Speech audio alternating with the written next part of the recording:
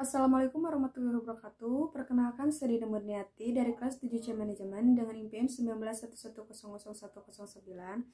Di sini saya akan menjelaskan atau memaparkan materi mengenai pengambilan keputusan etis, di mana itu ada pendahuluan. Perilaku tidak etis dalam bisnis tidak hanya menciptakan risiko hukum bagi perusahaan, namun berisiko pada kelangsungan hidup perusahaan.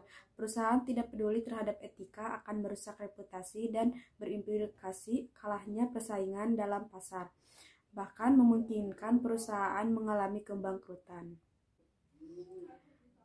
Nilai-nilai etis. Nilai-nilai etis dalam keyakinan dan prinsip-prinsip secara adil untuk tujuan kesejahteraan, yaitu ada dua elemen penting dalam nilai-nilai etis, yaitu yang ke-1, nilai yang etis bertujuan untuk kesejahteraan, yang kedua, kesejahteraan atas dasar nilai etis bukan merupakan kesejahteraan yang bersifat pribadi dan egois. Nah, sementara prinsip etika bisnis menurut Sonny Crabb pada tahun 1998 dan dikutip kembali oleh Muhammad Muslim 2017, terdapat 5 prinsip etika bisnis, yaitu yang ke-1, prinsip ekonomi adalah sikap dan kemampuan manusia untuk mengambil keputusan dan bertindak berdasarkan kesadarannya tentang apa yang dianggapnya baik untuk dilakukan. Jadi prinsip ini memberikan kesempatan pada perusahaan serta bebas memiliki kewenangan sesuai dengan bidang usaha serta sesuai visi dan misinya. Dan yang kedua yaitu ada prinsip kejujuran, merupakan prinsip yang mendasar dalam mendukung keberhasilan usaha bisnis. Dalam bahasa agama Islam disebut dengan Al-Amin, sebagaimana disematkan Rasulullah Muhammad SAW. Terdapat 3 lingkup kegiatan bisnis yang bisa ditunjukkan secara jelas bahwa bisnis tidak akan bisa bertahan lama dan berhasil kalau tidak didasarkan atas kejujurannya. Pertama, jujur dalam pemenuhan syarat-syarat perjanjian dan kontrak. Yang kedua itu kejujuran dalam penawaran barang atau jasa dengan mutu dan harga yang sebanding. Yang ketiga itu jujur dalam hubungan kerja intern dalam suatu perusahaan. Nah, yang ketiga yaitu prinsip keadilan, menuntut agar setiap orang diperlakukan secara sama sesuai dengan aturan yang adil dan sesuai dengan kriteria yang rasional, objektif, serta dapat dipertanggungjawabkan. Dan yang keempat yaitu prinsip saling menguntungkan, mutual benefit atau friendship, menurut agar bisnis dijalankan sedemikian rupa sehingga menguntungkan sama pihak. Dan yang kelima yaitu prinsip integritas moral. Integritas adalah suatu konsep berkaitan dengan konsistensi dalam tindakan-tindakan nilai, metode-metode, ukuran-ukuran, prinsip-prinsip, ekspektasi-ekspektasi, dan berbagai hal yang dihasilkan orang. Berintegrasi berarti memiliki pribadi yang jujur dan memiliki karakteristik yang kuat. Pengambilan keputusan etis dalam konteks pribadi dan profesional yaitu ada 5. Yang ke-1, menentukan fakta-fakta yang dibutuhkan. Yang kedua, mengenali terlebih dahulu sebuah keputusan atau permasalahan sebagai sebuah keputusan yang bersifat etis atau permasalahan etis. Yang ketiga itu mengidentifikasi dan mempertimbangkan semua pihak yang dipengaruhi oleh sebuah keputusan. Yang keempat, mempertimbangkan alternatif yang tersedia.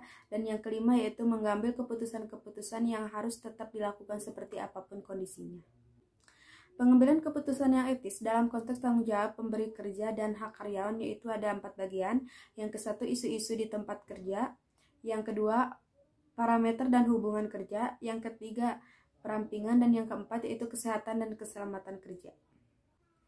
Nah, pengambilan keputusan yang etis dalam konteks penggunaan teknologi dan privasi di tempat kerja yaitu ada 4 bagian. Yang ke-1, kejujuran dan akurasi. Yang kedua, menghargai privasi. Yang ketiga, menghargai hak kepemilikan dan rasa aman. Yang keempat yaitu akuntabilitas. Pengambilan keputusan yang etis dalam konteks pemasaran yaitu ada kejujuran, keadilan, kesehatan, serta keselamatan bagi konsumen. Nah, dan pengambilan keputusan yang etis dalam konteks tata kelola perusahaan, akuntansi, dan keuangan, yaitu dibagi 7 bagian. Yang ke-1 ada standar, yang kedua ada independensi, yang ketiga seleksi, yang keempat kepemimpinan, dan yang kelima tenaga ahli, yang keenam budaya, yang ketujuh yaitu tanggung jawab. Nah, yang selanjutnya yaitu ada pertimbangan etika dalam pengambilan keputusan. di mana etika ini berasal dari bahasa Yunani yang diambil dari kata ethos dalam bentuk jamaknya yaitu taeta yang berarti adat istiadat atau kebudayaan. Di sini ada pengertian tentang budaya di mana budaya dalam perspektif organisasi diartikan sebagai sistem pembagian nilai dan kepercayaan yang saling berinteraksi dengan orang lain.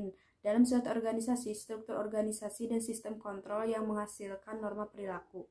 Budaya adalah hasil kerja cipta manusia yang dihasilkan dan telah dipakai sebagai bagian dari tata kehidupan sehari-hari. Selanjutnya itu ada komponen budaya, di mana nilai sebagai sebuah keyakinan tentang apa yang benar dan yang salah.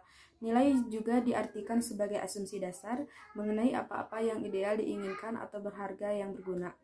Keyakinan diartikan tentang beragama seharusnya bekerja. Nah, yang selanjutnya itu ada kekuatan budaya. Yang kesatu itu ada budaya yang kuat memiliki potensi yang jauh lebih besar untuk berkoordinasi dan kontrol perilaku secara implisit.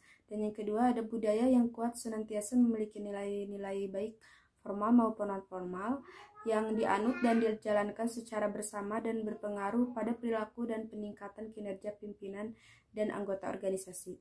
Nah, yang ketiga itu ada kegiatan untuk menguatkan budaya organisasi dapat dilakukan melalui pemberian contoh dan teladan yang baik. Adapun hubungan etika dan budaya. Etika dan budaya memiliki hubungan yang erat, di mana masyarakat yang berbudaya tinggi dianggap lebih mengerti dan memahami etika, sedangkan masyarakat dengan kemampuan budaya yang rendah cenderung kurang memahami etika. Hubungan etika dengan moral. Etika merupakan dimensi moralitas yang berkaitan erat dengan adat istiadat dan kebiasaan yang telah diterima. Dengan tujuan untuk membedakan nama perilaku yang baik dan buruk, etika dapat diterjemahkan sebagai bentuk tindakan yang mengacu pada moralitas sebagai tolak ukurnya. Dan yang selanjutnya itu ada perspektif moral, di mana itu ada agama, hati nurani, aturan-aturan yang tertulis maupun tidak tertulis. Nah, dan di sini juga ada perspektif etika, di mana perspektif etika itu dibagi menjadi 3 bagian, yaitu yang kesatu ada perspektif Islam mengacu pada ketentuan Al-Quran dan Sunnah. Yang kedua, perspektif Barat hanya didasarkan pada rasio yang berbakar pada pemikiran manusia tanpa diikat oleh moralitas yang berbakar pada keyakinan atau agama. Dan yang ketiga itu ada perspektif lingkungan sosial memiliki pandangan yang sama dengan perspektif Islam, yaitu sebagai filter bagi perilaku individu dalam menjalankan kehidupannya. Nah, dan di sini pun juga ada pendekatan etika dalam pengambilan keputusan.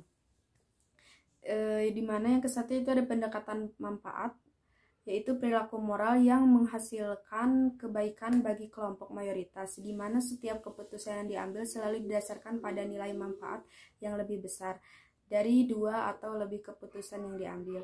Dan kedua yaitu ada pendekatan individualisme, yaitu tindakan dikatakan bermoral apabila mendukung kepentingan jangka panjang individu yang pada akhirnya mengarah kepada kebaikan yang lebih besar.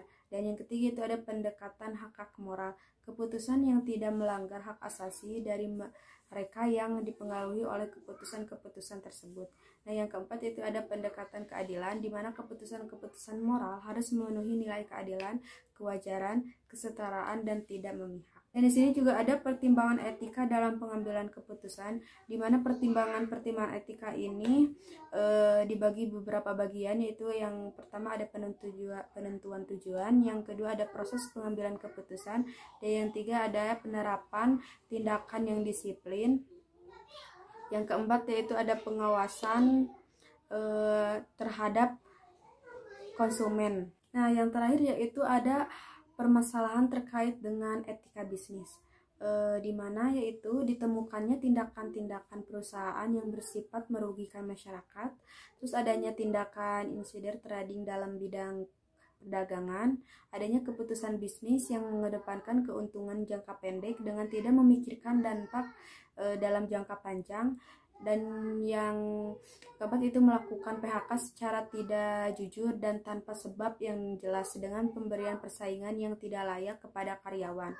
Dan ada perusahaan tidak memberikan fasilitas jaminan kesehatan atau asuransi kesehatan dan dana pensiun dengan alasan laba yang diperoleh perusahaan masih kecil.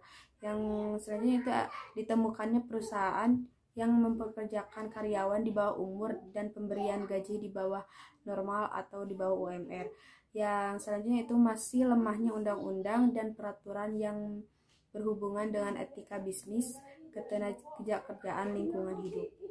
Nah, itulah penjelasan materi yang telah saya jelaskan.